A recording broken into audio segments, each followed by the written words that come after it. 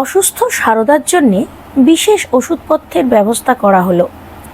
ঠাকুরের মা চন্দ্রমণি দেবী তার জীবনের শেষ 12 বছর ছেলের কাছে থাকার জন্য দক্ষিণেশ্বরে গঙ্গা বাস করেন। তিনি তখন ওখানেই নহবতের ঘরে থাকতেন।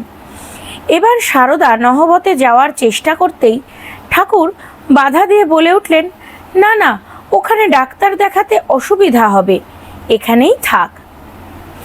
এই নহবত ঘরটি ছিল ভীষণ ছোট, সেখানে একজনেরই ভালোভাবে থাকতে অসুবিধা হয়। তাই ঠাকুরের ইচ্ছায় তার ঘরেই সারদার জন্য আলাদা শয্যার ব্যবস্থা করা হলো। একটি সঙ্গিনী মেয়েও তার দেখাশোনার জন্য সঙ্গে থাকে।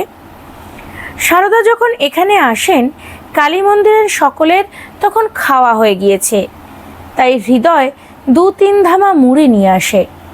পরদিন ডাক্তার আসেন তাকে দেখতে।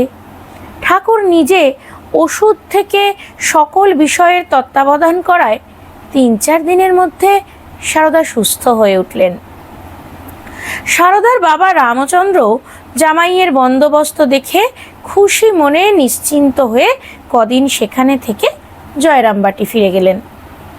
পরে সারদা সুস্থ হলে ঠাকুর তার থাকার ব্যবস্থা নহবতে করে দেন।